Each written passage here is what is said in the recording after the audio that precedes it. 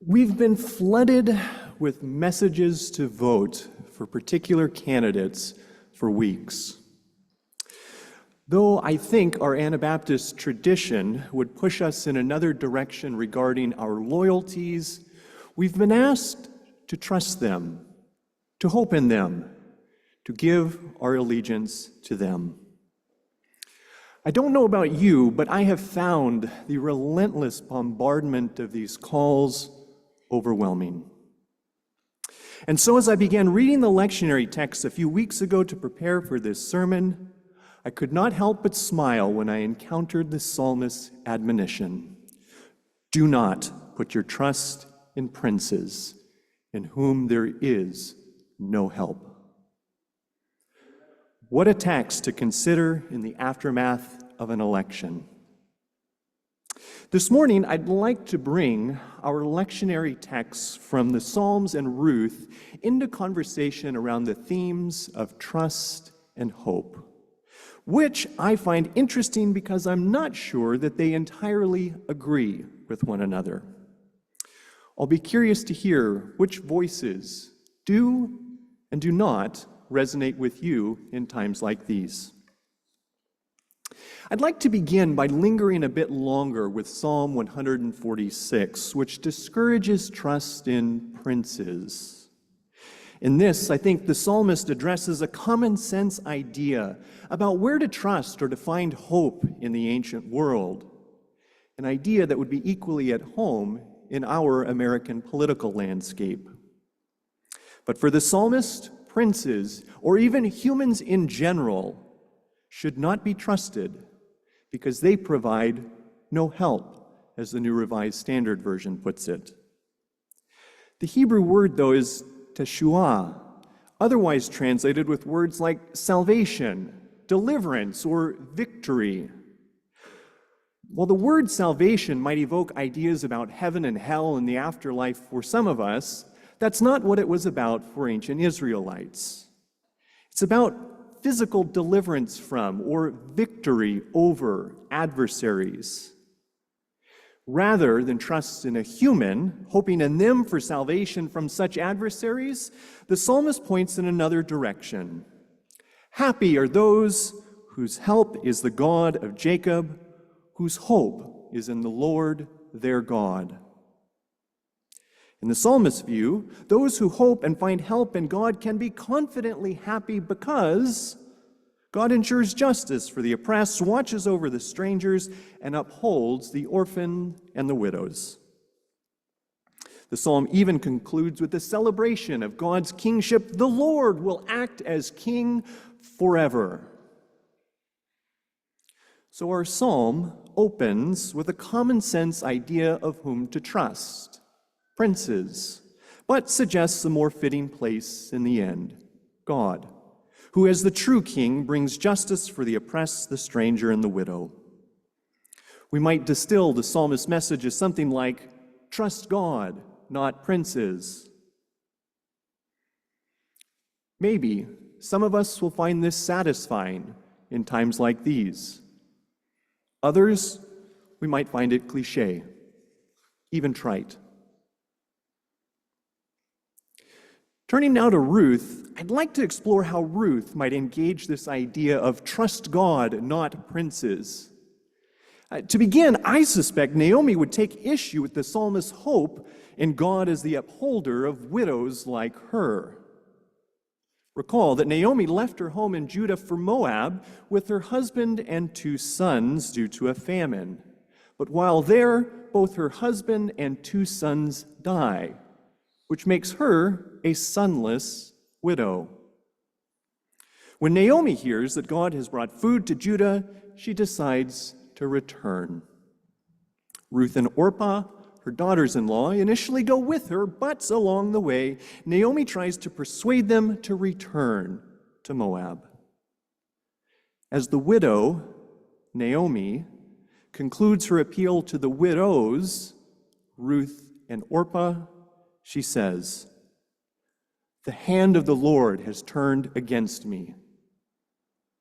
Likewise, when Naomi requests a name change to better reflect her own experience of herself, she says, "Call me Mara," a Hebrew word meaning bitter. She continues her explanation. "For the Almighty has dealt bitterly with me. Why call me Naomi when the Lord has dealt harshly with me and the Almighty has brought calamity upon me?" So I think Naomi finds God's hand in her situation, to be sure, but her experience is that God's hand is against her, rather than upholding her, as the psalmist might promise. Indeed, earlier when Naomi had hoped that God would deal kindly with Ruth and Orpah, she said, "May the Lord deal kindly with you, as you have dealt with me." Surprisingly, in Naomi's view, the exemplar of kindness is not God, as we might expect, but her daughters-in-law, Ruth and Orpah. As Jacqueline Lapsley argues, the implied point is that God would, quote, "do well to follow their example." If you think Naomi sounds a bit like Job, you're not alone. Given Naomi's theological optimism, I think it's not surprising that she turns to hope in things, or better, people, that the psalmist might discourage. For instance, as she tries to persuade her daughters-in-law to not return with her to Judah, she expresses her hope that God would give them rest, each in the house of her husband. Similarly, when Naomi asks why they should return with her, she continues, "Do I still have sons in my womb, that they may become your husbands?" She'll later say, "Even if I thought there was hope for me, even if I should have a husband tonight and bear sons, would you then wait until they were grown?" In repeatedly turning to sons and husbands as grounds for hope, it appears that Naomi has something like Deuteronomy 25 in mind. According to that text, if a married man dies without having produced a male heir to perpetuate his name, the brother of the deceased is supposed to marry the deceased's wife. And then any children born are legally considered the heir of the deceased brother. So Naomi's hope in husband and sons is understandable.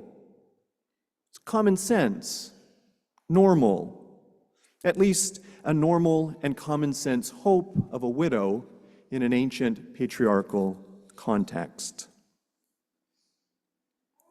But like the psalmist who points away from common sense ideas about where to trust and hope, the book of Ruth, I think, likewise nudges in another direction when it comes to Naomi. While Naomi hopes in men, in a husband and sons in particular, the book of Ruth shows that another woman, Ruth, provides her actual hope.